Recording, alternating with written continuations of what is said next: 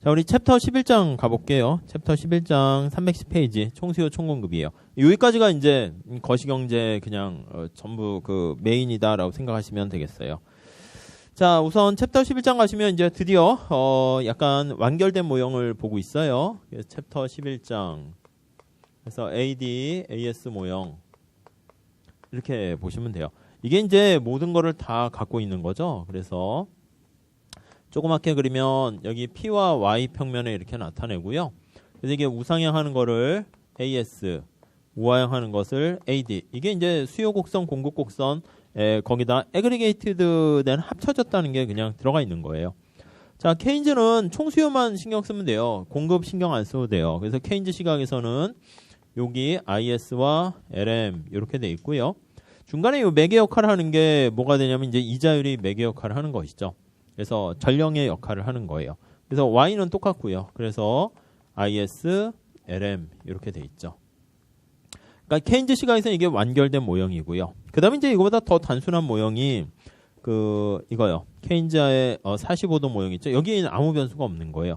45도 선이 있고 수요층. 그러니까 이것도 의미 없으니까 그냥 이것만 있는 거예요. 이거. 그래서 C, I, G라는 수요만 있으면 국민소득은 이렇게 결정돼요. 45도 선이니까 여기 똑같죠. 여기에 맞춰서 이 크기. 그러니까 총수요가 증가하면 증가한 만큼 국민소득은 증가하는 뭐 그런 형태예요. 그러니까 약간 이거는 원시 모델이고 좀 이쪽으로 갈수록 진화 발전하게 되는 것이고. 그래서 경제 원론이나 이런 거에 보면 뭐 이것도 사실 이제 처음에 케인즈의 아이디어를 좀 봐야 되니까 요거 설명하고 ISL의 모형은 좀 설명 안 하는 경우가 많아요. 그리고 바로 그냥 총수요 총공급 가지고 얘기를 하죠. 예. 그래서 우리 책에도 보시면 그냥 ISLM 아닌 걸로 총수요 곡선 도출하는 거 나올 건데 좀 보셔야 돼요. 그것도 시험에 나와요. 자, 310페이지 봅시다. 개요 볼게요.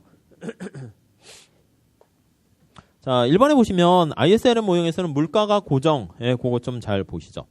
여기 물가가 없어요. 그렇죠? 그래서 IS 모형의 한계이기도 해요. ISLM 모형에선 물가가 고정 이렇게 돼 있네요. 그러니까 인플레이션이나 이런 걸 반영할 수 없는 게 한계죠. 근데 이제 ADAS 이제 물가를 끌어들여요. 모형의 내생 변수를 끌어들여서 물가도 보려고 하니까 인플레이션도 얘기할 수 있고요. 2번. 자, 총수요 곡선은 ISLM에서 도출되고 IS가 생산물 시장의 균형, LM이 화폐 시장의 균형. 뭐 그렇게 보시면 되겠고.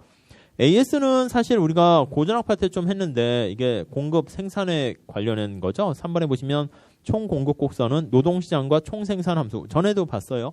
Y는 이렇게 기술을 뺄게요. 그냥 노동과 자본 이렇게 표현해요.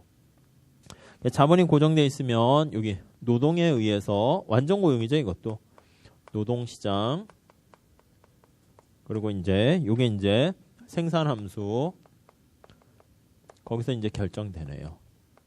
나중에 이제 기대를 반영해서 루카스 공급 곡선이라는 걸 볼 텐데 그거 가지고 다 AS는 다 설명이 가능해요. 그러니까 좀 심플해졌죠.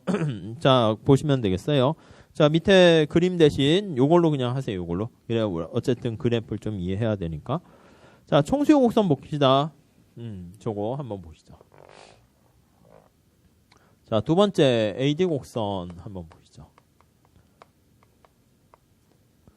자, 1번에 볼까요? 개념. 자, AD. 각각의 물가 수준에서 실질 GDP에 대한 총수요의 크기를 나타내는 거고요. 사실은 보면 이 IS가 그냥 AD랑 똑같아요. 어떻게 보면. 그래서 화폐시장 이면이 이제 화폐시장인 거니까 사실은. 그래서 2번에 보시면 AD 곡선 할 때 AD는 그냥 Y라고 쓸게요. 거기 보시면 C, I, G 그 다음 수출 빼기 수입. 이게 그냥 총수요 곡선이다. 이렇게 보시면 돼요. 사실은. 자, 2번에 국내에서 생산된 최종 생산물에 대한 수요. 가계, 기업, 정부, 외국. 걔네들이 구입하고자 하는 총량을 총수요. 다음 311 가볼게요. 자, 2번 볼게요. 물가 수준과 경제 전체 생산물에 대한 수요를 나타내는 총수요. 이게 미시에서 얘기하는 거랑 뭐 비슷해요. 그런데 완전히 똑같은 건 아니에요. 그래서 그게 거기 이유는 좀 다르다 나와 있는데요. 뭐 그걸 물어보거나 그러진 않습니다. 4번 보시면 미시에서는 어떤 재화의 가격이 하락하게 되면 그 재화의 상대 가격이 하락하게 되고 그래서 수요가 싸지니까 더 많이 사게 된다는 거죠. 만약에 모든 재화의 가격이 다 하락하게 되면은 상대 가격 변화는 없어요. 예산선이 그대로 가만히 기울기 대체 효과는 없다 그런 거죠. 여기서는 약간 그게 아닙니다. 그래서 5번에 보시면 여기서는 우리가 이제 보려는 게 어떻게 보면 미시랑 비슷한데 다른 게 뭐냐면 Q라고 볼 수 있고 여기 P라고 볼 수 있는데 뭐 미시에서 얘기한 대체 효과 그런 것 때문에 그런 게 아니라 거기 5번에 보시면 물가가 하락하게 되면은 아래와 같은 이유 때문에 국민소득이 증가한다 이렇게 보시면 되겠어요. 그래서 왜 그걸 볼게요. 물가 하락했을 때 네, 증가하는 걸 볼게요. 자, 우선 첫 번째 한번 볼게요. 자, 우선 어떻게 할 거냐면 여기다 쓸까요? 여기다 P가 하락했어요.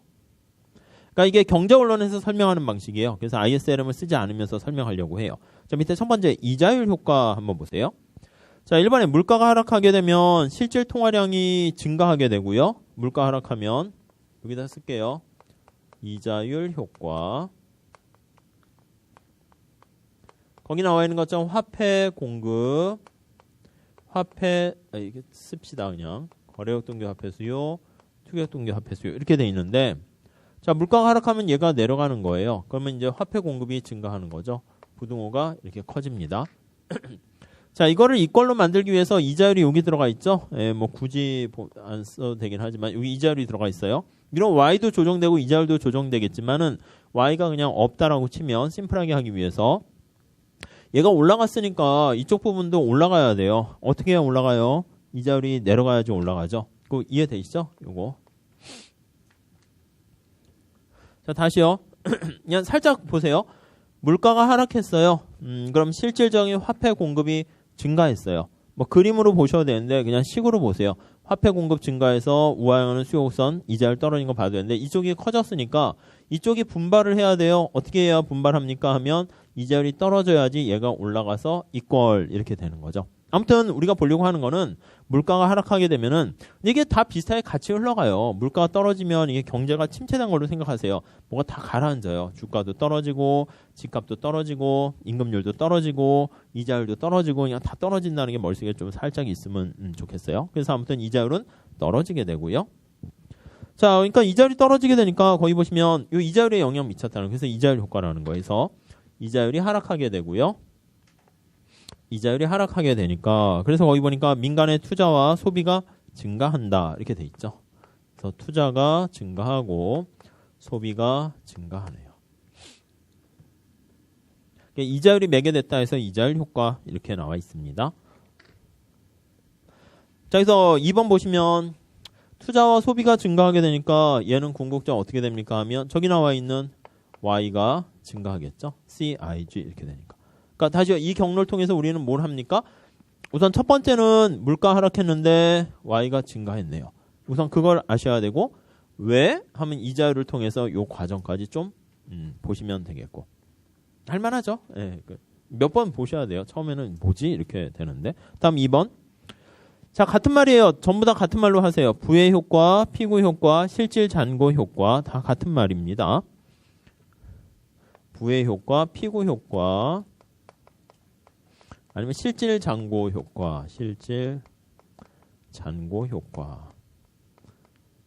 부의 효과, 부가 증가하는 거예요. 자, 거기 한번 보세요.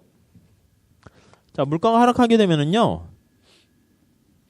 자, 민간이 보유한 화폐 구매력이 증가. 그쵸, 값이 싸지니까 내가 갖고 있는 화폐의 어떤 자산의 가치가 높아진 거예요. 그러니까 부가 증가한 거예요. 그래서 전에 뭐 이렇게 썼는데 금융자산을 쓰게 되면 통화량, 그 다음에 자본, 본드 뭐 이렇게 볼 수 있어요. K는 자본이고요. 채권이고요. 그냥 통화량, 금융자산인데 P가 하락하게 되면 역시 마찬가지로 이게 우리의 실질 부라고 할게요. 웰스, 자산, 부라고 할게요. 부. 이렇게 부가 증가, 부자가 되는 거예요. 그러니까 실질적으로 그러니까 동일한 화폐를 가지고 더 많은 물건을 살 수 있죠. 이제 부가 증가했다는 거죠. 자산이 증가한 거고. 이거 뭐 피구가 얘기했다. 피구 효과. 그래서 아무튼 부자가 됐으니까 소비가 증가하고요. 그래서 Y가 증가. 이렇게 보시면 되겠네요. 그래서 2번에 실질 부 하나 밑줄 치시고. 네, 잘 보시고. 다음 3번 봅시다. 경상수지 효과 이렇게 나와 있어요. 경상수지. 이게 수출 수입에 영향을 미치는 거죠. 수지 효과. 지난번에 환율 말씀드렸는데 우리나라 물건 가격이 싸지게 되면은요, 여러분들 동남아 같은 데가 화폐 가치도 낮고 물가도 싸고 그래요. 걔네들이 중국이 생산하거나 동남아가 생산한 물건이 똑같은 자동차인데 성능이 똑같다. 그럼 가격이 걔네들이 훨씬 싸요. 그렇게 되면 사람들이 걔네 물건을 많이 사겠죠. 우리나라 물건 가격이 싸졌다는 얘기는요, 우리나라가 수출하는 상품의 가격이 싸지니까 가격 경쟁력이 있다는 것이고요. 외국에 미국으로 달러로 표시된 그런 상품의 가격이 오히려 비싸진 거예요. 사람들이 우리나라 물건을 많이 사죠. 그래서 일본에 보시면 물가가 하락하게 되면은 나중에 환율할 때 다시 또 할 거예요. 국내에서 생산된 재화의 가격이 하락함으로 가로를 묶으세요. 그 외국에서 생산된 가격보다 가로를 묶으시고 그냥 지워버리세요. 그러니까 문장을 좀 그냥 깔끔하게 그냥 빨리빨리 이해하셔야 돼가지고. 그러니까 우리 아니면 외국 두 개밖에 없으니까 그냥 내가 전에 얘기한 미시에서 한 것처럼 친구 아니면 내가 붙었어요. 그럼 친구한테 물어, 너 붙었니? 붙었어. 그럼 내가 떨어진 거죠. 그러니까 그걸 둘 다 하려다 보면 헷갈려요. 그러니까 물가 하락하게 되면 우리나라 물건 가격이 싸진 거예요. 그냥 그렇게 그냥 바로 보세요. 그럼 수출이 잘 되겠죠. 그래서 물가 하락, 그러니까 뒤집어 얘기하면 환율이 올라간 거예요. 미국 물건의 가격이 비싸지게 된 것이고, 수출이 증가해서 순수출 증가. 그래서 Y가 증가. 이렇게 보시면 되겠어요. 밑에 뭐 설명이 잘 나와 있는데 이자율, 실질잔고, 경상수지 이 세 가지 효과 다 보시면 되겠습니다. 자, 넘어갈게요. 자, 근데 옛날에 이런 게 시험 문제 나온 적이 있어요. 만약에 시험 문제 이렇게 나왔어요. 물가가 하락했을 때 개방 경제를 고려했을 때보다 폐쇄 경제일 때가 AD가 더 기울기가 가파르다. 맞아요? 틀려요? 자, 다시요. 개방 경제가 되면은 이자율 효과, 이거 효과까지 있는 거죠. 근데 폐쇄 경제가 되면 이거 효과가 없는 거죠. 그럼 어떻게 돼요? 이거 두 개 있는 것보다 세 개 있는 게 효과가 더 크잖아요. 그래서 여기 보시면 물가 하락했을 때 여기 보시면 이자율 효과 때문에 얘가 이렇게 우하향하고요. 또 더 나가서 여기 부의 효과 이런 게 있어서 또 얘가 더 완만해지고요. 그 다음에 여기 나와 있는 환율 효과라고 쓸게요. 경상수지 효과죠. 경상수지? 뭐 아무튼 이렇게 돼 있어요. 그러니까 우리가 개방 경제하에서는 AD가 여기 나와 있는 것처럼 개방 이 세 가지 효과가 다 힘이 합쳐지는 거예요. 근데 만약에 폐쇄 경제를 고려하면 이 환율 효과, 경상수지 효과가 없잖아요. 그러면 이 두 가지 효과만 있으니까 요거라 할 수 있겠죠. AD가 폐쇄 경제 하에서의 효과. 그럼 당연히 개방 경제일 때가 AD가 더 크다. 뭐 그렇게 볼 수도 있겠죠. 아무튼 그런 거 나중에 객관식 때 좀 할 거예요. 아무튼 세 가지 효과가 있는데 폐쇄 경제는 이건 없는 거예요. 요 두 가지만 있고 개방 경제는 이것까지 있고요. 그러니까 개방 경제일 때가 여기 국민소득 증가시키는 효과가 훨씬 더 커지는 거 알 수가 있네요. 여기 보시면 이거요. 소비 투자 증가, 소비 증가, 그 다음 순수출 증가 이거예요. 그러니까 총수요 구성 요소가 물가 하락 때문에 얘가 증가하거나 이쪽에 아니면 얘가 증가하거나 증가하게 되면은 그럼 Y가 증가하니까 그렇게 보면 얘는 정부 재정과 관련됐으니까 이거랑 직접 관련된 건 없죠. 그래서 G를 뺀 나머지에 영향 미치는 요소들을 우리가 살펴본 거예요. 살짝 좀 봐주시면 될 것 같고요. 우리는 이제 ISLM을 봤으니까 이렇게 얘기하는 건 이제 원론틱하게 하는 거고요. 좀 고급스러운지 모르겠지만 고급스럽게 좀 어렵게 한번 봅시다. 312페이지 가볼게요. 자, 밑에 그림 보시면 A 그림 볼게요. AD 곡선의 도출. 자, 위에 밑에 같이 한번 보세요. 자, 위에는 ISLM 곡선이 나와 있고요. 밑에는 AD 곡선을 도출하려고 그래요. 자, 다시 잘 보세요. ISLM일 때는 수평축은 언제나 Y예요. 이거는 케인즈 안에 뭐 45도 그 모형이든 IS든 AD든 전부 다 수평축은 다 Y로 놓을 거예요. 그러니까 거시에서는 국민소득이 제일 중요해요. 뭐 다른 거 다 필요 없고요. 국민소득을 이렇게 크게 늘리는 게 제일 중요하다 이렇게 생각하는 거죠. 물론 또 얘가 재고 수량 조정 그걸 또 강조하는 케인즈도 반영돼 있고요. 자, 여기는 이자율이에요. 이렇게 나오면 IS 곡선이고요. P가 되면 이거는 ADAS다. 이렇게 보시면 돼요. 자, 기본 출발 자체에서 세팅 한번 해볼게요. 거기 2점 보시면 되는데 여기가 제로점이라 할게요. 그려가지고 처음에 여기도 그냥 그냥 여기 하나의 점을 잡을게요. 점점점 P0, Y0, Y0 여기는 점점점 R0 이렇게 있어요. 여기도 제로점. 그러니까 2점이다라고 하면 이자율은 R0일 때 물가는 P0, Y0 이렇게 돼 있는 상황이에요. 자, 1번 보세요. 자, 위에 설명 보시면 ISLM에서 균형 및 소득의 총수요를 의미해요. 그래서 ISLM에서 AD를 도출할 수가 있는데, 자, 2번 보세요. 자, 물가 수준이 P0일 때 그 2점이요. 책대로 할까요, 그러면? 번호를 매기면 좀 변화 전과 후를 좀 보기 쉬워서 이렇게 하는 건데 2점이에요. 2점이 처음에 있고 균형 이자율 R0, 국민소득 Y0 이렇게 있습니다. 자, 물가가 P0에서 P1으로 하락하면 거의 밑줄 쫙 치시죠. 자, 물가가 하락하면 우리가 첫 번째는 뭘 미쳐요? IS는 물가랑은 관련 없어요. 요거 IS 곡선이죠. IS 곡선은 Y는 C, I, G 이렇게 돼 있고요. 자꾸 쓰셔야 돼요. 여기 파트는 아셨죠? 지겨우시더라도. LM 곡선은 화폐 시장이에요. 화폐 공급, 물가, 거래적 동기 화폐 수요, 투기적 동기 화폐 수요 이렇게 돼 있어요. 자, 물가가 하락하면 어떻게 됩니까? 이거요. 물가 하락하게 되면 이게 올라가는 거죠. 아무튼 물가 하락하면 통화량이 증가하는 거와 똑같으니까 LM이 우측 이동한다 라고 보시면 되겠어요. 번호를 매기면 물가가 P1으로 하락했어요. 1번 매깁시다. 뭐 책에다 표시하셔도 되고요. 자, 물가 하락했습니다. 그럼 LM이 우측 이동하죠. LM이 우측 이동. 이거 2번 이렇게요. 그렇게 돼 있죠. 자, 그러면 균형점이 F점 여기로 갈 거예요. F점 이렇게요. 그럼 점점점점 이자율이 있고 국민소득이 점점점점 이렇게 있습니다. LM이 우측 이동하다 보니까 국민소득은 Y1으로 증가했어요. 자, 물가 P1일 때 Y1 증가하니까 요즘이 되는 거죠. Y1 이렇게 되는 거예요. 그래서 2번 가면은 물론 이자율은 떨어져요. 3번 하면서 얘는 4번 이렇게 할까요? 그러면 물가가 하락했을 때 Y가 증가해요. 이렇게 증가해요. 5번 이렇게 쓸게요. 자, 우리는 이 모든 게 이게 다 보이긴 해야 되는데 눈에 보이는 건 뭐냐면 물가가 여기에 있다가 물가가 떨어졌는데 국민소득 어떻게 됐습니까? 요 점이 띵 보인다고요. 그래서 위로 표현하면 2점, F점 요게 보이고 그래서 물가 하락으로 LM 우측 이동, 국민소득 증가. 그래서 여기 2점과 F점을 연결한 게 이게 AD 곡선 이렇게 되는 거예요. 그러니까 이거 ISLM 공부하기 위해서 살짝 여기까지도 해보세요. 이건 연습을 하세요. 아셨죠? 몇 번 보셔야 됩니다. 자, 책 다시 한번 볼게요. 자, 물가가 하락하게 되면은요. 여기 써드리면 자, 물가가 하락했어요. 그렇게 하면 실질 통화량이 증가해요. 그래서 화폐 공급이 증가한다고 보시면 돼요. 실질 화폐 공급이 증가. 그럼 옆에 LN 곡선 우측 이렇게 이동하네요. 거기까지가 3번이죠. 4번 봅시다. LM이 우측 이동하게 되면 이자율은 떨어지고 우측 이동하면 이자율은 떨어지고요.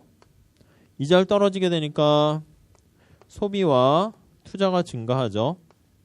소비는 왜 증가해요? 이자율 떨어지면 사람들이 저축을 안 하죠. 저축 안 하면 소비가 증가한다 그렇게 봐도 되고 아니면 뭐 투자가 증가하는 거 그렇게 보시면 되겠고 그래서 그 이자율 효과네요. Y는 증가합니다. 그래서 여기는 그거를 이자율 효과 이렇게 써 있네요. 자, Y가 증가했어요. 그게 5번 보시죠. 자, 우리 눈에는 뭐가 필요합니까? 이거요. 물가가 하락했는데 이 블러 가가지고 Y가 증가했다. 요 결과까지 얻어지게 됐네요. 그래서 요것만 보는 거예요. 주어진 물가 수준에서 물가가 변했을 때 국민소득 대응되는 거 E와 F 연결해서 우하형은 총수요 곡선 뭐 그렇게 도출된 겁니다. 이게 5번 나와 있고요. 자, 그 다음에 6번, 7번은 그냥 좀 나중에 하셔도 될 것 같아요. 그냥 별표 하시고요. 그냥 두 개 체크만 해두시고. 그러니까 이게 그냥 순수한 그냥 우리가 AD 곡선을 도출했는데 거기 보시면 물가 하락할 때 그 7번에 별표 하시죠. 그냥 내용을 그냥 암기하셔도 돼요. 실질 잔고 효과, 피구 효과가 존재하면 이렇게 나와 있어요.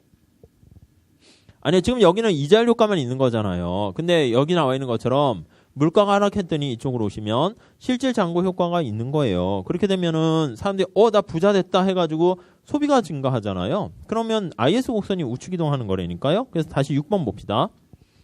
자, 물가가 하락할 때 실질부의 증가로 실질부 밑줄 치시고 소비가 증가하면 그걸 이제 피구 효과, 실질 잔고 효과 앞에서 좀 봤었습니다. 그래서 IS가 우측 이동하는 거죠. 그러니까 앞에서는 여기서는 IS 곡선, LM 곡선 쓰지 않은 거고 여기서 이제 그걸 좀 반영해서 설명하려고 그래요. 그러니까 만약에 실질 잔고 효과가 있게 되면은 물가 하락으로 그러면 IS가 우측 이동해요. 소비가 증가하니까 IS가 이렇게 해서 우측 이동해요. 우측 이렇게요. 그러니까 얘가 이쪽 하나에 더 경로가 있네요. 그래서 실질 자산 부가 에셋이 증가해 실질 부가 증가하게 되면 그래서 소비가 증가하고 그래서 국민소득이 또 하나 더 증가하네요. 그러니까 이 빨간 색깔 경로가 없었을 때 이자율 효과만 있었을 때보다 실질 잔고 피구 효과가 있을 때가 국민소득이 더 증가하는 거죠. 그러면 그거까지 고려하게 되면은 자 책에서 밑에서 오른쪽 보세요. 자 LM이 우측 이동하는 이 F까지 봤었는데 IS가 우측 이동하는 효과가 하나 더 들어갔어요. 그러니까 번호를 매기면 6이라 할까요? 6번 이렇게 하면 여기 G예요. 네, G. 이게 하나 더 생긴 거예요. 더 생기게 되면 여기 보시면 점점점점점. 자 물가 하락했을 때 F가 아니라 G점은 국민소득이 여기에 대응되죠. P1일 때 대응되는 게 여기. 거기 밑에 보시면 G점이 여기에요. G 이렇게 있어요. 그러니까 요 효과까지 같이 고려하게 되면은 AD 곡선이 기울기가 훨씬 더 완만하게 된다라는 거 알 수가 있네요. 다시요. 여기서 뭐 큰 임플리케이션인 게 아니라 밑에 6, 7번 해서 ISLN까지 보시지 않아도 돼요. 이 얘기는 뭐냐면 물가 하락했을 때 효과가 요 세 가지가 있는데 폐쇄경제에서는 요거 없다고 그랬죠. 이자율 효과만 놓고 본 거는 국민소득이 물가 하락으로 증가했는데 얘까지 있으면 더 증가하고요. 얘까지 있으면 더 증가하고 기울기가 그럴수록 더 완만해지는 거 알 수 있죠. 그러니까 바로 요게 그냥 보시면 돼요. 근데 그거를 이제 IS가 또 우측 이동하면 거기까지 이제 본 거죠. 시험 문제 이거 나오니까 이거 물어보진 않아요. 물어보진 않는데 그냥 ISLM을 더 연습하기 위해서 보시면 좋고 가끔 뭐 모의고사에서 물어볼 수도 있긴 하죠. 물가가 하락했을 때 뭐 LM은 우측 이동하고 실질 잔고 효과를 뭐 피구 효과를 고려했을 땐 IS도 우측 이동한다. 뭐 그렇게 물어볼 수 있는데 그냥 우리 그냥 보통 시험에서 그냥 다 필요 없고 그냥 더 완만해진다. 그 정도만 아셔도 충분해요. 그러니까 아무튼 6, 7번은 이렇게 하셔서 좀 뭐 나중에 보셔도 돼요. 근데 뭐 어려운 얘기는 아니고요. 자, 313 가볼게요. 총수요 곡선의 기울기 나와 있습니다. 자, 우선 1번 보세요. 물가가 하락, 계속 물가 상승으로 안 합니까? 예, 안 해요. 아셨죠? 하락으로만 하세요. 아, 왜요? 그냥 한쪽만 잘 하시는 게 우선 편하다니까요. 아셨죠? 자기 스스로 막 이렇게 너무 하지 마세요. 아셨죠? 훈련이라서 그래요. 훈련하신 다음에 그냥 한쪽으로만 잘 훈련하신 다음에 그걸 문제 풀면서 더 이렇게 단련시키고 그다음 이제 그게 분석 툴이 머릿속에 딱 탑재가 돼요. 그렇게 되면은 그 다음에는 약간 좀 헷갈리지가 않게 되면 뭐 그때 응용은 그 다음에 하셔도 되죠. 자, 총수요 곡선의 기울기는요. 사실 4번에 나와 있는 별표에 그걸 하시죠. 별표 하시죠. 별표. 4번에 화살표에 별표 하세요. AD 곡선의 기울기는 뭐랑 닮았다? IS랑 닮았고요. 그냥 그걸로 끝. LM과는 반대다. 둘 다 닮을 수는 없어요. 아셨죠? 그래서 AD 곡선의 형태는 기울기는 형태라 할까요? IS와 닮음. 이렇게. 그러니까 IS 곡선의 기울기가 가파르면 AD도 가파르고 완만하면 같이 완만하다. 이렇게 보시면 돼요. 밑에 그걸 설명하기 위해서 나와 있는데 약간 논리적인 뭐 그런 거는 좀 복잡해요. 그리고 뭐 좀 설명도 그래프로 설명하는 거기 때문에 그냥 굳이 할 필요는 없어요. 아셨죠? 그러면 어떻게 합니까? 그냥 암기하세요. 이거 진짜 아셨죠? 아셨죠? 그냥 암기하시고 끝. 네. 밑에 그림은 살짝 한번 봅시다. 자, 왼쪽만 보세요. 왼쪽. 오른쪽은 그림이 좀 그렇잖아요. 왜냐하면 물가가 하락했을 때 LM이 우측 이동했는데 역시 우측 이동한 길이를 점선 거기 나와 있는 거 보시면 돼요. 옆으로 한 건데 복잡해서 그냥 왼쪽 정도만 하시면 되겠어요. 자, 왼쪽 그림 보시면은요. 여기다 썼으면 좋았을 텐데 지저분하니까 다시 여기다 합시다. 자, 한 번만 보세요. 안 하셔도 돼요. 안 하셔도 되는데 이거는 ISLM과 그래프에 익숙해지기 위해서 지금 하는 거고요. 나중에 그냥 또 뭐 객관 시각을 할 때는 안 해요. 이렇게 해서 언제 해요? 그냥 뭐 IS랑 닮았다 그럼 그 끝이에요. 끝. 아셨죠? 자, 거기 밑에 보시면 LM 자, LM 제로고 LM 1이고요. 자, 물가가 하락해서 LM이 우측 이동한 게 보이시면 돼요. 그래서 물가가 P0에서 P1으로 하락했어요. 그림이 잘 나와 있으니까 그걸 가지고 보시면 되겠습니다. 자, IS가 그 자주색인가 그 진한 색깔인 경우에 가팔라요. IS가 가파 이렇게 했어요. 자, 밑에다가 연결을 한번 시켜볼게요. 자, 여기 점에 해당하는 게 국민소득이 여기죠. 여기에요. 그렇죠? 책으로 따지면 이 제로 뭐 그냥 제로로 할까요? 그냥 이거 연결하면 되겠네요. 그때 새로운 상은 여기에요.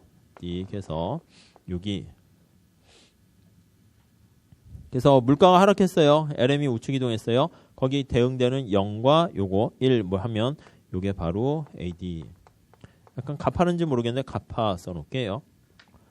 자, 다음에 IS가 완만한 거 봅시다. 완만해요. IS가 완만. 자, 그러면 물가 하락해서 LM이 우측 이동했을 때 균형점이 여기까지 간다고요.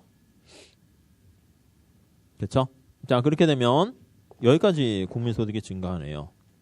그렇죠? 여기 물가가 요건 어떻게 됩니까? 하면 P1, 얘는 P0 이렇게 된 거예요. 물가가 P0에서 P1으로 하락했을 때 대응되는 국민소득이 얘는 여기인데 얘는 여기예요. 그러니까 더 많이 증가해요.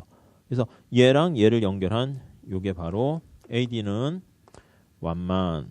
그러니까 우리가 얻어내는 결론은 뭐냐면 IS가 완만하면 AD도 완만하고 IS가 가파르면 AD도 가파르고 끝. 아셨죠? 요 그냥 끝.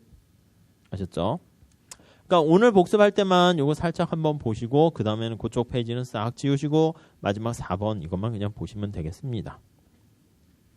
그러니까 이게 된 다음에 거꾸로 이제 자문하셔야 돼요. 언제 IS가 완만하지? 이걸 또 거꾸로 가야 돼요. 그럼 이게 수십 번 했는데 또 헷갈려요. 스스로 자꾸 해요. 언제 완만하지? 고전학파가 완만한가? 케인즈가 완만한가? 어느 게 완만해요? 그렇죠. LM이 수평에 가까울수록 케인즈니까 IS는 애니멀 스피릿해서 기울기 가파르죠. 그러니까 완만한 게 이자율의 투자가 탄력적이니까 고전학파예요. 그러니까 고전학파가 굳이 얘기하면 또 케인즈보다는 AD가 완만하다. 뭐 그렇게 보시면 되겠죠. 그러니까 이게 앞에 거부터 그 이쪽 거시는 계속 말씀드리는데 앞에 거 있잖아요. 저 승수 효과서부터 이렇게 계속 이렇게 반복하면서 이렇게 가야 돼요. 안 그러고 이렇게 따로 떨어지면요. 이것까지 알았는데 왜? 하면 자꾸 하니까 자꾸 자문해서요. 과거로 이렇게 자꾸 되돌아가셔서 저기 시작할 때 45도 승수 뭐 그 있잖아요. 거기까지 뭐 절약의 역설 떠오르세요? 뭐 아무튼 거기까지 다시 가야 돼요. 그래서 고전학파 오늘 한 거 기억 이거 다 떠올리셔야 돼요. 공급 중시 구축 효과를 강조하는 뭐 그런 거. 이 한꺼번에 다 버무려 있어야 돼요. 이렇게 해서 나중에 거시는 그래서 정리할 때는 약간 문제를 좀 많이 풀어보시라고 말씀을 드렸고요. 그 다음 내용 정리는 사실 한 큐에 끝나요. 그냥 ADIS 딱 그려놓고 그냥 조용히 생각하시면 그 안에 ISLM 뿐만 아니라 노동시장뿐만 아니라 고전학파, 케인즈학파, 구축효과, 자동안정화장치 이게 쫙 이렇게 뭐 AD가 우화형하는 것도 저기 뭐 이자율, 무슨 실질자산, 무슨 그 다음 환율 경상수지효과 이게 다 이렇게 버무려가지고 굳이 옆 사람한테 설명은 안 해도 되고요. 그냥 그게 한꺼번에 그냥 쫙 이렇게 탁 이렇게 이미지로 갖춰져야 돼요. 그렇게 되면서 이제 문제를 빨리빨리 풀면서 시간을 이렇게 세이브하고 거시경제에서 시험 문제를 어렵게 내거나 그러지는 않아요. 어렵게 내면 한두 것도 없어요. 아예 못 풀어요. 그러니까 그렇게 하시고 미신은 좀 다르다니까요. 앞에 거 까먹어도 괜찮아요. 그냥 이렇게 칸막이가 돼 있어요. 칸막이가 돼 있어 가지고 그래서 앞에 거 까먹으면 됐어. 소비자 이론 버리세요. 어려우면 버리시고 그냥 생산자, 완전 경쟁, 독점 이 정도 하시다가 그게 어느 정도 돼도 충분히 되는데 그런 다음에 이제 소비자 이론 다시 뭐 PCC, ICC 뭐 그렇게 또 하셔도 돼요. 거시는 앞에서부터 계속 이렇게 가져가면서 하셔야 돼요. 아셨죠? 다시요. 왜 완만한지 그거 좀 보셔야 돼요. 그렇게. LM과는 반대라고 그랬습니다. 그러면 LM이 가파르면 AD는 완만하고 언제 LM이 가파른가? 그것도 생각하시면 되겠고요. 자, 그래서 밑에 뭐 설명이 나와 있는데 결론은 4번 그것만 좀 보시면 될 것 같고요. 넘어갈게요. 그리고 이제 굳이 보려면 이제 그림 밑에 그 노란 색깔로 박스가 있잖아요. 그냥 그것만 보세요. IS 곡선이 완만할수록 투자 이자율 탄력성이 클수록, 그죠? 고전압파에 가까울수록, 뭐 고전압파까지 가긴 그래요. 좀. 그래도 그냥 그렇게 보시고 같이 연결해서 봐야 되니까 오른쪽 박스 노란 색깔 보면 LM이 급경사일수록, 그러니까 화폐 수요 이자율 탄력성이 작을수록 이렇게 되죠. 화폐 수요가 이자율에 영향을 잘 안 미친다라는 거니까 고전압파에 가까울수록 이렇게 되겠죠. 그러니까 아무튼 고전압파에 가까우면 AD는 완만하다, 뭐 이렇게 나오게 되겠네요. 다음 페이지 가볼게요. 314페이지. AD 곡선의 기울기. 이게 또 다시 또 합니다. 결론은 이거 얘기하려고 그래요. AD 곡선의 기울기는 IS랑 닮았다. 중간에 1번 나와 있는데 그냥 안 하셔도 될 것 같아요. 제가 보기엔 그냥 굳이 하지 마시고. 2번 총수요 곡선의 기울기에 영향을 미치는 요인 나와 있는데 그것도 어떤 걸 보냐면 4번 있죠. 그 별표 하시죠. 4번.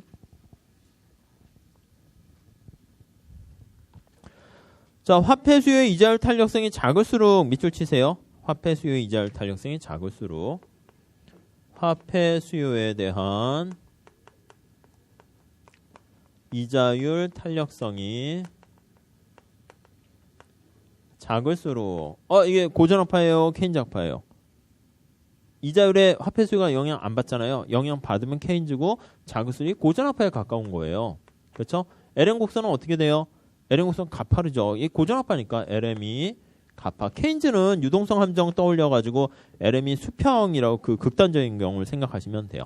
그러니까 화폐 수요 이자율 탄력성이 작을수록 고전압파에 가깝고 LM이 가파른 그런 형태고요. 다음에 밑에 옆에 투자의 이자율 탄력성이 클수록 이렇게요. 투자의 앞에 봤던 거예요. 이자율 탄력성이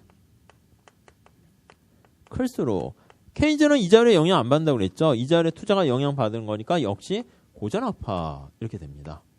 LM이 가파 그리고 IS는 완만 이렇게 보시면 되겠죠. 이 두 가지가 그거예요. 밑에 연결시키시죠. 밑에. 자, 다시요. 화폐 수요 이자율 탄력성이 작을수록 밑줄 치세요. 밑줄 치셨어요? 화폐 수요 이자율 탄력성이 작을수록. 자, 밑에 관역에 보시면 LM 곡선이 급경사일수록 밑줄 치고 화살표로 연결하세요. LM 곡선이 급경사일수록 가파를수록 이렇게 연결하시고 다음에 옆에요. 투자의 이자율 탄력성이 클수록 이거요. 밑줄 치시고 밑에 보시면 IS 곡선이 완만할수록 이렇게요. 완만할수록 밑줄 쭉 치시면 되겠어요. 같은 말이에요. 같은 말. 머릿속에는 요 ISLM으로 하시면 되고 IS 닮았으니까 AD는 완만하고 LM 반대니까 AD는 완만하다 그건데 왜? 하면 이제 요걸로 다시 또 한 발 더 들어가는 거죠. 책에서 이제 그림까지 그려 있는데 그림까지 그렇게까지 가실 필요는 없다. 이렇게 보시면 돼요. 그러니까 4번 그것만 보시면 되겠고. 자, 밑에 참고 봅시다. 이쪽 오시면 자, 요 얘기하는 거예요. 거기 보시면 밑에 참고 얘기를 보시면 총수요 곡선이 우화하는 직관적인 설명. 그러니까 ISLM을 안 쓰고 저 왼쪽에 나와 있는 세 가지 효과가 그 직관적인 설명이에요. 자, 4번 한번 볼까요? 물가가 하락했어요. P1으로 하락할 때 거기 밑줄 치시면 실질 잔고 효과, 피구 효과가 있어서 소비가 증가하게 되면 국민소득 총수요가 더 커져요. 그래서 5번 보시면 그러므로 실질 잔고 효과가 존재하면 총수요 곡선은 보다 완만하게 되고요. 밑에 관역도 마찬가지입니다. 경상수지 효과까지 나타나면 보다 더 완만해진다. 뭐 그냥 그 얘기예요. 아셨죠? 그 세 가지 효과가 있는데 우리가 여기 얘기한 거는 다시 요 이자율 효과만 있었어요. 이자율 효과만 있었는데 여기 실질 부의 효과가 증가하면 더 완만해지고 경상수지 효과까지 더 있으면 또 더 많이 증가하니까 더 완만해진다. 그 얘기를 다시 한번 정리를 한 겁니다. 참고로 보시고 자 315페이지 가봅시다. 315페이지는 총수요 곡선의 이동 이렇게 나와 있어요. 자 우선 결론은 뭐냐면 자 2번에 보세요. IS 곡선이 우측 이동하거나 별표하시죠. 2번에 LM 곡선이 우측 이동하게 되면 국민소득은 그냥 증가하는 거예요. AD가 우측 이동하는 거 알 수가 있어요. 그래서 확장적 재정정책이라든가 확장적 금융정책을 실시하게 되면 AD가 우측 이동한다. 이렇게 보시면 되겠어요. 밑에 그림이 잘 나와 있는데 살짝 한 번만 보도록 할게요. 여기 보시죠.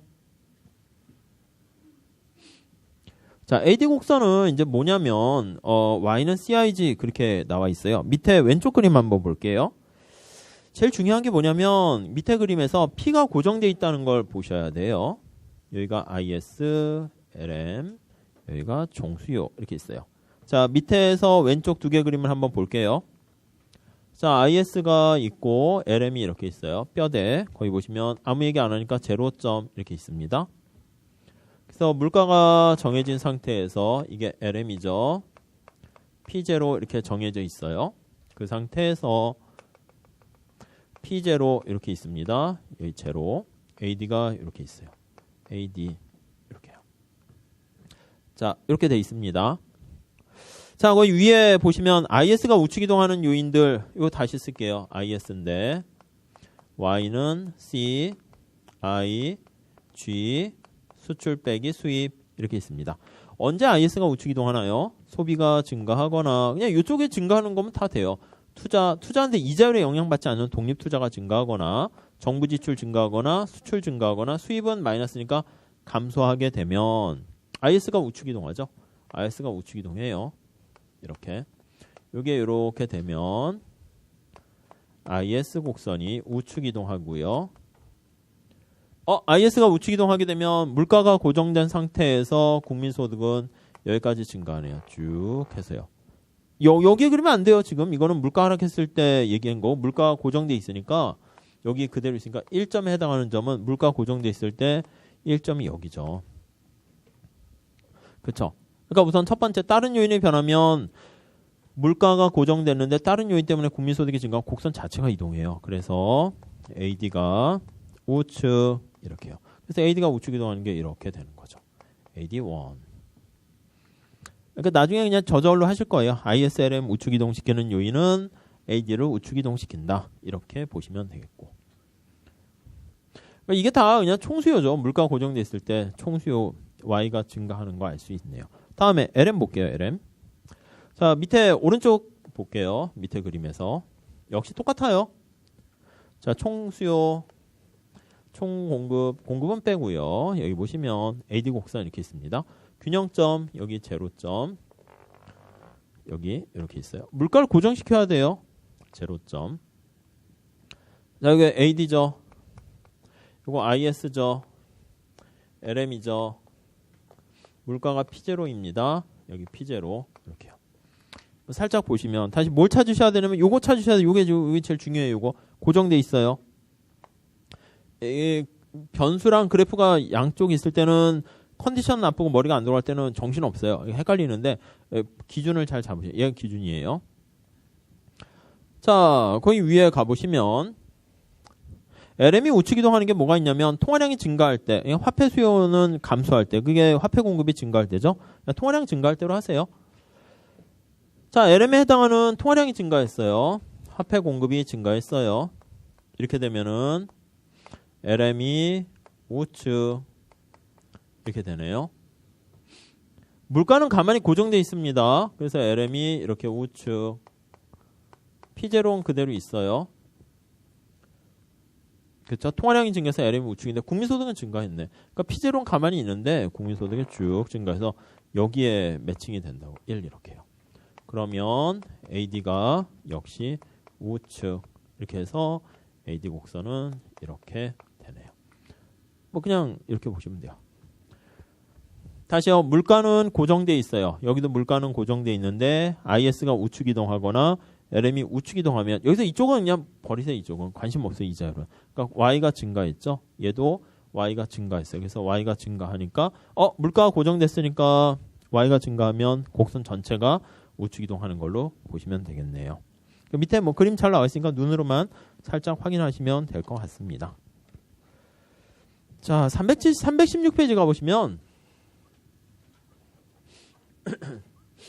거기 고전학파의 총수요 곡선 나와 있어요. 자, 우리 다시 한번 살짝 봅시다.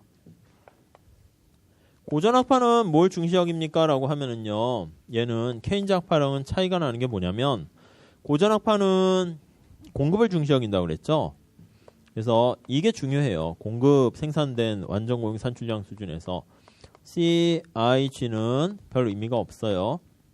이쪽이 이제 관심 포인트예요. 생산되면은 이걸 갖고 소비, 투자, 정부 지출 이렇게 할당해 주는 거예요. 나눠 주는 거예요. 그러니까 얘네들이 더 먹고 싶어요 해도 없어, 밥, 쌀 없어 이렇게 되는 거죠. 근데 케인즈는 이게 밥을 달라는 사람이 없어가지고 지금 밥은 많이 해놨는데, 그러니까 여기 소비, 투자, 정부 지출 돼서 케인즈 사고 방식은 정부 지출이 증가하거나 투자가 증가하거나 얘네가 증가하면 얘가 오히려 영향을 미친다니까요. 흐름 자체가 이렇게 된다니까요. 이런 마인드예요. 그래서 이쪽 수요 관련된 게 이게 IS고, 또 화폐 시장이 또 여기 있어요. LM과 관련된 화폐 시장이 또 이자율의 유기적인 관계를, 이거 IS 얘기하는 거죠. IS 관계를 맺어서 저기 국민소득을 결정하는. 그래서 이제 AD 곡선을 결정했고, 오히려 공급을 신경 안 써요. 공급은 그냥 수요만 있으면 따라와요. 근데 얘는 공급이 중요해요. 공급이. 그러니까 이 수요가 의미가 없는 거예요. 자, 그러니까 케인즈 입장에서는 뭐 ISLM 해소하는데 얘는 ISLM 필요 없어요. 뭐 그냥 아무 의미가 없는 거죠. 그래서 이제 요게 중요한 거예요. 생산. 그럼 얘는 나중에 분석할 때 AD 곡선 어떻게 됩니까 하면, 굳이 얘기하면 AD 곡선을 얘기하면 화폐 수량설 MV는 P와 요 갖고 해요. 주문이요 별 의미가 없지만 굳이 얘기한다고 하면 그러면은 얘는 고정돼 있고요. 그렇죠. 거기 그림 보세요. 그림 첫 번째 줄에 보시면, 자, 고전학파의 총수요 곡선은 화폐 수량설 MV는 P와 여기서 결정돼요. 여기 보니까 우리가 이제 총수요 곡선 도출할 때 Y고 P인데 여기 Y랑 P가 다 들어가 있잖아요. 그래서 물가도 고정돼 있고 유통 속도도 고정돼 있고, 그러면 PY가 되니까, 자, 5번 볼게요. 교환 방정식이 되는데 M과 V가 고정돼 있으므로, 그렇죠? 이 지출액이 고정돼 있고 얘네 둘과의 관계니까 P로 정리하게 되면 직각삼각선 형태가 되는 거예요. P는 Y분의 MV 이렇게 되네요. 그래서 가끔 뭐 말문제로 나와요. 고전학파 AD 곡선은 뭐 직각삼각선 형태다. 그거는 뭐 요거 때문에 나온 거다. 이렇게 보시면 되겠어요. 자, 그거에서 5번에 보시면 나와 있고요. 우하향 하는 거 직각삼각선 형태 돼 있고요. 밑에 6번 뭐 박스 나와 있죠. 그러니까 이게 바로 고전학파의 총수요 곡선입니다. 자, 2번 볼게요. 2번 때문에 건 건데, 총수요 곡선의 이동 거기 보시죠. 자, 우선 1번 보세요. 통화량이 증가하면 나와 있는데, 자, 요거 식을 잘 한번 보세요. 색깔 때문에 빨간 색깔로 쓸게요. M이 증가했어요. M이 증가했어요. 또 어떻게 될까요? M이 증가하면 첫 번째 Y가 고정돼 있다 할게요. Y가 없다 합시다. 그럼 이게 Y가 고정있으면 여기서 보는 거예요. Y 기준으로 밑에서 볼게요. Y가 Y0로 고정돼 있지. 이게 없어요. 그럼 P는 어떻게 해야 돼요? 올라가야죠. 올라가야지 이 꼴이 성립하죠. 계속 얘기하지만 식에서 얘도 관심 없으니까 고정돼 있고 얘도 지금 고정돼 있어요. M이 증가하면 P가 올라가야죠. 그럼 이게 이렇게 상방으로 쫙 올라갈 수밖에 없어요. 아니면 옆에서 볼게요. 옆에서 보면 요 점에서 시작하는 거예요. 점점점점점. P가 고정돼 있어요. 그럼 얘가 P가 없어요. 고정돼 있다고 칠게요. 없는 건 아니고 이제 모자이크 처리하는 거죠. 고정돼 있으면 M이 올라가면 얘도 고정돼 있는데 Y는 어떻게 해야 돼요? 올라가야 된다고요. 그러니까 M이 증가할 때 Y가 올라가니까 여기서 이렇게 증가한다고요. 그러면 곡선 자체가 그래프 연습하는 건데, 그래서 이렇게 우측 또는 상방 이동한다. 뭐 그렇게 보시면 되겠어요. 약간 느낌은 똑같아요. 문제 풀 때도 만약에 통화량이 증가했다라고 하면 우리는 뭐라고 얘기하냐면, 저기 ISLM을 하면 LM이 우측이동, 국민소득 증가, 그래서 총수요 우측이동 그렇게 하는 것처럼 얘네들도 마찬가지예요. 그래서 만약에 통화량이 증가하거나 뭐 요거 유통속도가 증가해도 마찬가지죠. 그러면 AD 곡선이 우측 이동하게 되는 거, 뭐 그렇게 하는 것도 똑같죠. 여기 보시면 통화량이 증가했어요. LM이 우측 이동, AD 우측 이동. 여긴 똑같은데 오는 경로는 달라요. 아무튼 결과는 뭐 대동소이하게 흘러간다. 이렇게 보시면 되겠습니다. 그래서 1번에 다시 보시면 통화량이 증가하면 끝에 총수요 곡선이 우측 이동 이렇게 되고요. 그 식에서 그냥 찾으시면 돼요. 그 다음에 2번 유통속도가 상승하면 그것도 옆에 끝에 가보시면 총수요 곡선이 우측 이동 이렇게 보시면 될 것 같고요. 반면에 관역 거기 한번 보시면, 자, 거기 끝에 밑줄 치시죠. 정부 지출이 증가하면 어떻게 됩니까? 그때는 아무 효과 없다니까요. IS가 우측 이동하는 게 아니라 정부 지출이 증가하게 되면은 그때는 여기 정부 지출 증가가 완전 구축되니까 IS는 움직이지 않으니까 총수에는 아무런 영향이 없다. 뭐 그렇게도 얘기할 수 있는데 뭐 그런 게 시험 문제 나오거나 뭐 그렇게 꼬아서 하지는 않습니다. 뭐 살짝 봐두시죠. 그래서 뭐 고전학파는 뭐 화폐 부분만 고려하고 있다 그렇게 나와 있는데 뭐 여기 실물 부분 고려하지 않고 뭐 참고로 보시고요. 자, 여기까지가 총수예요. 그래서 여러분들은 어떤 걸 좀 머릿속에 각인시키냐면 총수의 곡선이 뭐지? ISLM 갖고 이렇게 우화하는 거 도출하는 거 보시고 세 가지 경로가 있었어요.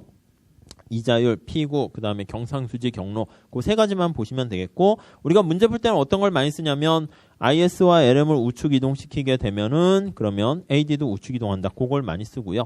말 문제로 우리 시험엔 잘 안 나오는데 다른 시험에서는 좀 나오는데 AD 곡선이 누구랑 닮았나? IS랑 닮았다. LM은 반대다. 이렇게만 하시면 충분해요. 아셨죠? 자, 그렇게 하시고 이제 AS 곡선을 좀 봐야 되는데 그거 좀 잠깐 쉬었다가 하도록 할게요.